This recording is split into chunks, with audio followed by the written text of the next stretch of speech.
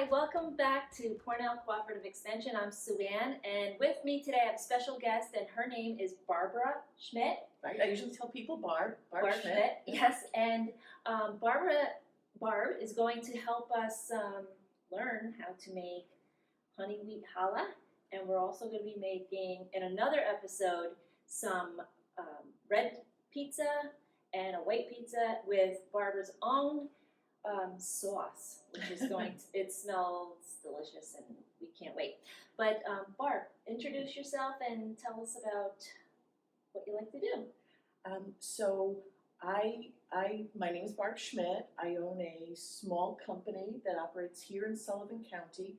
It's called Diversified Corporate Services. So I am demonstrating home cooking as opposed to professionally trained chef cooking, and I hope to help people see how accessible this type of homemade scratch cooking can be for a busy working mother.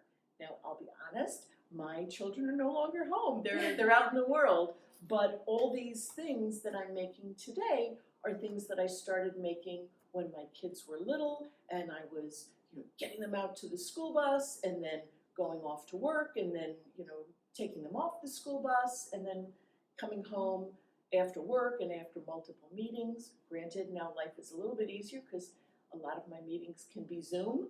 So if I have something on the stove or in the oven, or if I've got some dough rising, I can fuss with it in between Zooms. But anyway, so Great. Thank you. I'm here to teach you what I do. So Wonderful. This honey wheat challah is made with obviously white flour and wheat flour, and we're going to get out some honey. At our house, we make challah almost every Friday. Certainly when the kids were living at home, we made challah every Friday, and we would light candles, and it would be a whole thing to have that warm challah. So it's a nice sensory memory that a lot of people can have, so that you're not only hearing the harsh parts of a religion, Yes. you're hearing the parts of the religion that make you feel comfortable. So again, this is my honey wheat challah. And today we're going to be using products from our shoptastenewyork.com store. We have some local honey, and we have our olive oil, and we have some sea salt. And these are all products that we have at our shoptastenewyork.com store. So if you're interested, stop by. Okay, so Barbara, what's the first thing that we do to make your challah? For starters, you know what? You and I are going to have a lot of fun here. And I want to make sure that people at home can also have fun. Yes. So what I suggest is, in order to stay well hydrated, we're going to let them play a drinking game. So right now, if you want to get yourself a big tall glass of water, every time I mention one of my favorite cooks, and that might be Julia Child, Alton Brown, Anthony Bourdain, or Andrew Zimmern. Mm-hmm. If I mention any of those people, then you can take a drink, and then we'll be sure you'll be well hydrated. That's awesome. At the end of the two things we do. That's awesome. So here we have a strip of yeast. What we're going to do is we're going to start off by talking about how to proof your yeast to make sure it's good. I'll be honest, at my house I use so much yeast that I buy these big, bricks. Oh, of yes, yeast. yes, I've seen those at the stores. Yeah, so it's like a 2 pound or 1 pound brick of yeast. It's like a 2-pack, and I pour it into a little jar, and I keep the little jar, next to my butter, and then I keep the rest of the yeast in a larger jar down in the bottom, where we're like no man's land, down in the back of my refrigerator. Dark. Right. So most recipes that you do are going to call for 2 1/4 teaspoons of yeast, and that's what's in these little strips. So a fun fact that I've recently learned is that if you're going to make like a regular yeast item, then 2 1/4 is perfect. So we're going to be ultimately dishing out like 4 cups of flour, 2 1/4 is great for that. But if you're gonna make like one of those long, slow yeast that like starts the day before and then you let it, rise and, do its thing overnight where it develops more flavor, in a lot of cases you can use a lot less, like maybe a half a teaspoon or a teaspoon. So that's for a long, slow rise. This, what we're gonna do today, is something that I can start during the day and then finish later on. So let's do this. I'm going to get 3/4 of a cup of water.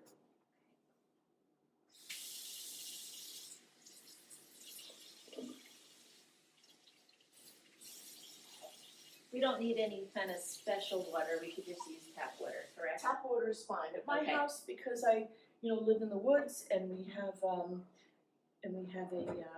like a well, Yes. a lot of times I'll filter my water, so I'll run it through the filter and then I'll do it. Okay. So they say that if you were boiling water, it's like 1 cup of water is 1 minute.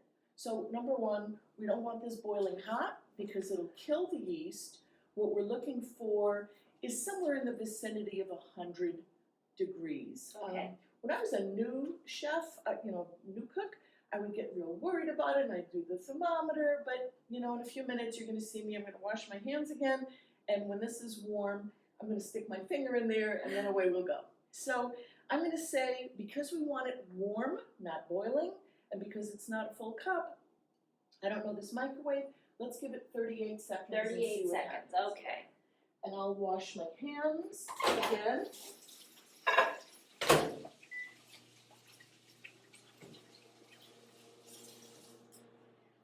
Because my first professional chef reference is going to be talking about Julia Child, and Julia Child always talked about that you can stick your impeccably clean finger in things. So I'm going to be sticking my impeccably clean finger in this, just to make sure it's Let me know warm if to it's the warm touch. enough. Yeah, that's great. Okay. So, if it feels like warm bath water, that's going to be pretty cool for yeast. So I'm going to try to rip this open without breaking into one that I don't want to break into. Now what you generally do is sprinkle it over the top. Okay. Oh, it smells nice already. Oh, for sure. And so I'm giving it like a little jiggle to make sure that everything in there gets wet.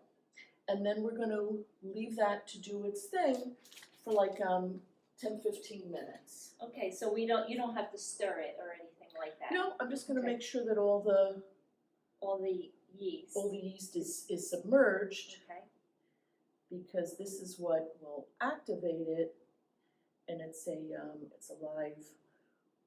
I guess it's a live organism. Yes. Yeah. All right. Okay, so for like 10 or 15 minutes. Right. So you can smell. You can Oh, smell. it So it already smells smells Yes. nice. Okay. All right. So I'm going to leave that there. Okay. Now there are a couple of schools of thought when it comes to. I can help you with the mixer. Good. Yeah, if you just want to.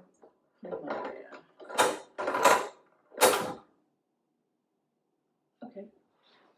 So there's a few schools of thought when it comes to measuring flour. You never want to take your cup and dig it in there, because flour is so light and powdery. When you do that, you might compress it or get all kinds of odd numbers. So what I normally do, so some people use a scale to get really accurate results. I find that while that makes a lot of sense, what I tend to do and these are my flour canisters from home, I will scoop out some flour, and I'm not, throwing it in there so it's going to pack down, but then you level it. So you can either level it with like a butter knife, or I just happen to level it with this. So I'm going to do 1,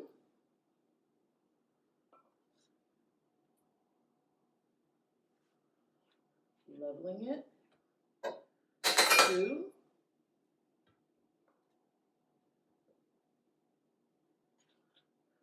3 cups of white flour. Now this is plain all-purpose flour from the supermarket. If you wanted to use bread flour, you certainly could use bread flour. I find my challahs come out great either way, but here's the big secret ingredient. We put in 1 cup of wheat flour. This happens to be King Arthur because I really like the coarseness of that multigrain. And it's nice to incorporate wheat flour whenever you can. This week I made a big batch of pancakes, and so my pancakes were 2 cups of all-purpose flour, 1 cup of wheat flour, and then like a half a cup of rolled oats, like the instant oats, not the flavored kind, but the plain instant oats. And I threw in, like I really went to town, I put in ground flax seeds, and I put in some chia seeds, and I put in some buttermilk, and they were like fabulous pancakes, and it was like this huge amount. And so my husband and I ate a few when they were piping hot on Sunday, and then I put the rest on a flat sheet in the freezer, and I froze them. And so my husband had pancakes for breakfast this morning with strawberries. Anyway, so there's that. So we've got our 4 cups of flour. Now we're going to get some salt. So I do 1 teaspoon of salt. It can either be kosher salt, or we have this fabulous, tell me again what kind of Taste New York this is. This is sea salt? Yes. So Sea salt. Amagansett sea salt. So that sounds great. This is nice and chunky. I'm going to put that in there. Awesome. Now, so this is foaming nicely. So this is going to be good. We can add this in. Now, we have this pretty egg. Sorry, it's got a little speckle on it, but I think that's because it's such a nice natural egg. Okay, so here's what we're going to do with this egg. I don't like uneven recipes. Like if I'm making a recipe and it calls for 4 yolks and 5 whites, I'm like so frazzled with that. I usually try to even things up.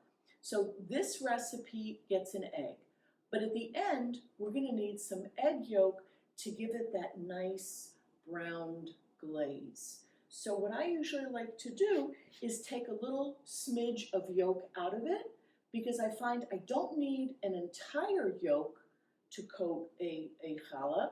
I only need a partial yolk, and I'm going to put a little water in it to thin it so it's very spreadable. So what I'm going to do is I'm going to, thank you for anticipating.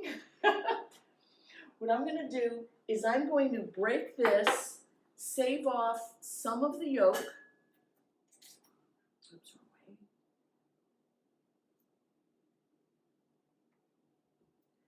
And usually I just grab it with, the other half of the yolk. I'm sorry, the other half of the shell. So that's all I'm putting in there. And then the rest of the egg is going to go into the mixer. And if you don't mind, if you would save this in the refrigerator, because we'll be using it later.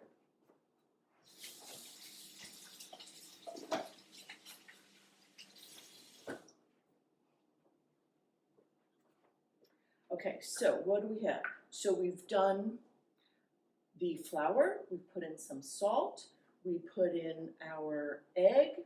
Now we want to put in what makes it a honey wheat challah. So I saw the olive oil. Did I also see a canola oil? Yes, we Great. have canola oil here on the side. Great. Perfect. Great. Okay, so here's what we're going to do. And this is a trick that I learned from one of my heroes, Julia Child. When you have to measure out something sticky like honey, what you want to do is oil your measuring cup first. So what's so nice about this recipe is it has a 1/4 cup of olive oil. So, canola oil. So obviously the oil came out. Now I'm going to put in a 1/4 cup of honey.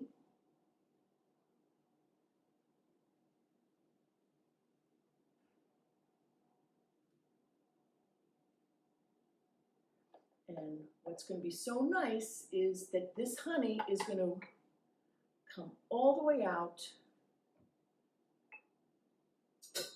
With hardly any left Hardly in. anything left in there. So, yeah, I can give it a teensy scoop, but that was like hardly even needed.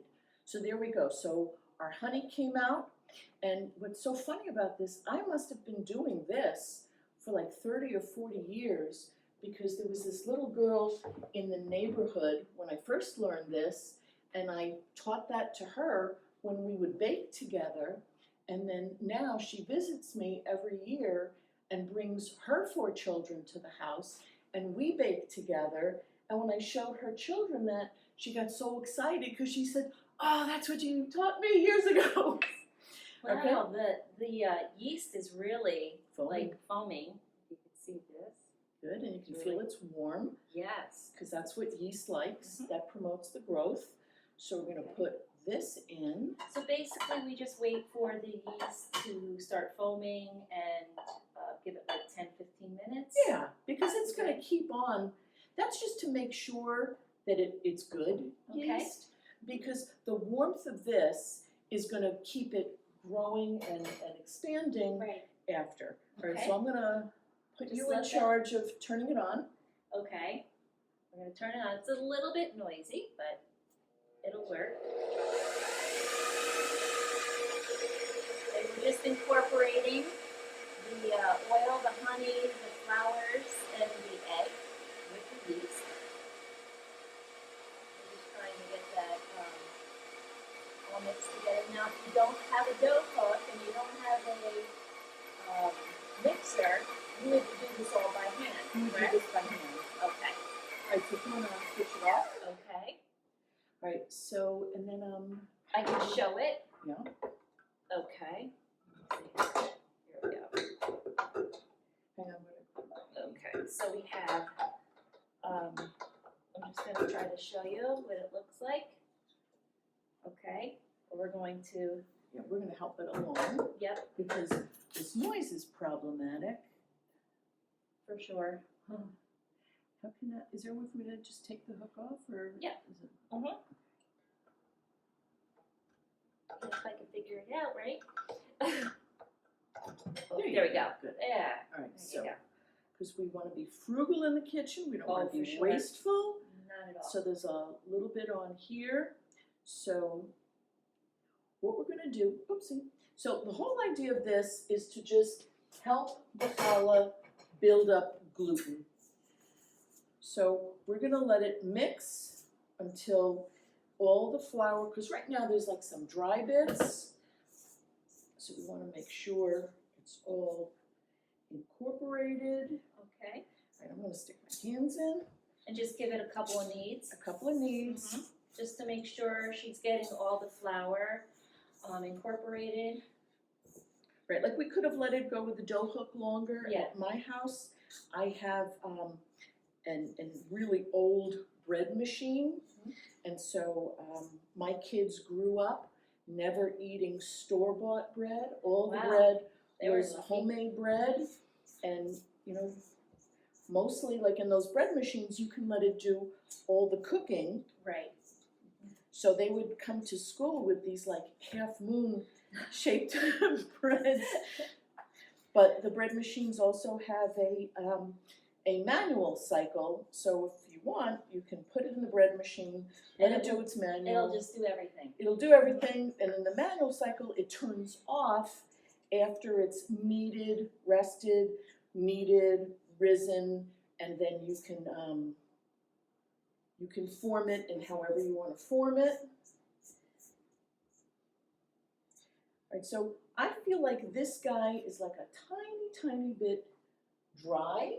Okay. This was So a lot of times cooking is about knowing the right feel of things, knowing the right smell of things. And so what I'm gonna do is I'm just gonna let this, now while the flour is in, so let's give you an example. This is what it looks like. Whoa, it almost fell out of the Whoa, there you go. Okay, So that's what it looks like. Now, through the magic of television, this is the favorite part, the magic. we're gonna take this. Wow, look This at is this. the same ingredients, Wow, that's incredible. and I made that this morning, so basically it's just doubled since Yeah. this morning. Now, when I started, it was like kind of rainy out. So, you know, sometimes you'll have to see what's the deal in your kitchen. Is your kitchen hot? Is it humid? Is it damp? Is it cold? And that may influence. So what I did was I took that dough, I put it in the bowl, I had the saran on top. Sometimes when I'm home and I don't want to waste saran, I'll just put a big plate on top, like I'll obviously put it in a much bigger bowl. And then I like to put a dish towel over the top. Right. Because that makes like kind of a fun incubator and it puffs up. Looks So beautiful. there's that. So we're going to take a little flour. Okay, and I'm just gonna move the KitchenAid back Sure, so yeah, you we're all can done see with how that you're thing. doing this. Right. Okay. So all I want is to have floured hands and a lightly floured board. Okay. And this is such a nice flour that, that's such a nice dough. That little amount of oil, we put in a 1/4 cup of the canola oil, that just helped it slide right out. So I didn't even feel a need to have like an oiled bowl. But some recipes will tell you to do an oiled bowl. So the whole thing with with a dough for bread baking is you want to mix the ingredients, you want to proof it, you don't want to let it rise, and then what you want to do is punch it down and reshape it. So if you are a busy working parent and you don't have time to really sit on top, you get to know the places where your dough will be forgiving and where it won't. So I'm going to say there have been times that I've started a dough, got really busy with work, didn't have a chance to mess with it, and I came home and it was like, this. So I just, punched it down, got it back to this, and then once you shape it, then you want to stay on top of it a little more, because if you get really distracted once you've shaped it and you let it sit too long, there's a thing called overproofing, and then it starts to just do things that you just don't really want it to do. So what I'm going to do to make a challah, I'm going to demonstrate a 3-braid challah. So I'm going to take off thirds.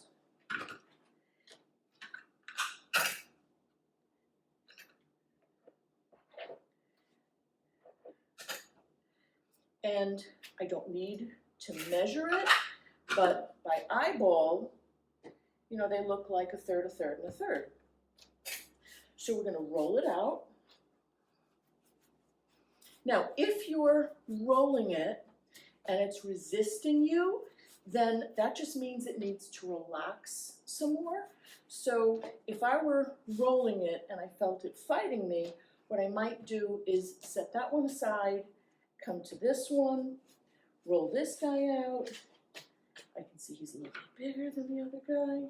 So if I want to be more accurate, I'll give it to him. And there's no real rules about how you make it long. You can roll it in the air.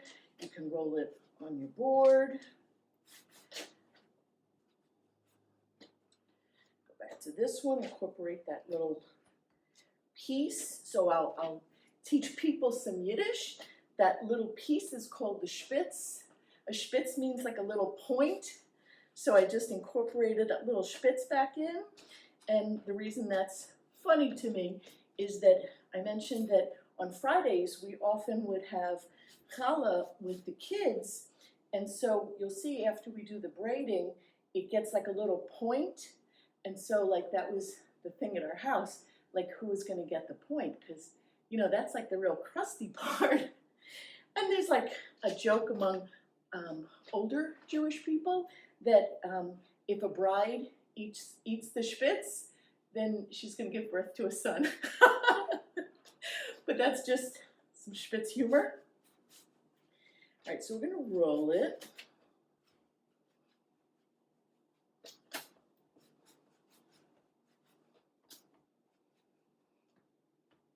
And I alternate with them because, as I said, if they're being like a little resistant, then I just want to give it the ability to relax so I get what I want. So you can see I'm not, like, because we made the gluten, it's got some stretchiness to it, so I can pull it without ripping it. But I will say it's, for whatever reason, it's been a little tight with me.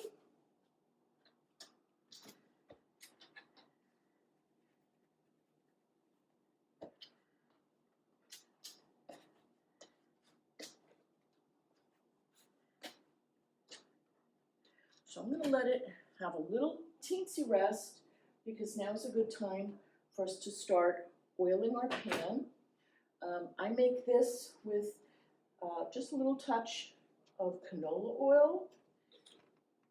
I watched a video recently where 3 different women who were known to be very good challah makers all made challahs, and they were tasting each other's in a blind taste test. And one of the ladies, I guess she must have put in olive oil, and the other people reacted negatively. They were like, oh, there's too much taste of olive oil in this. So I'm just gonna stick with the canola. There was canola in the dough. There's canola gonna be in the pan. Thank you so much. And see about getting the, oh, see, it just relaxed. I feel it's softer now.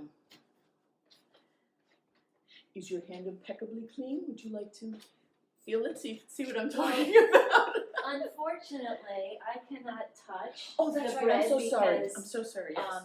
I have celiac disease, which means I cannot eat any products, or I shouldn't touch any products that have a wheat or a gluten based. Right. So unfortunately, Right, I'm so, just watching. So I hope the dust in the air isn't going to make you ill. That's why I was standing off to Okay, the side, all right, but good, I should be fine. Okay, good. So this is how much she loves you, that she is risking herself to be here while we're making this, because she knows that you're going to enjoy this video and you're going to enjoy being able to make challah at home.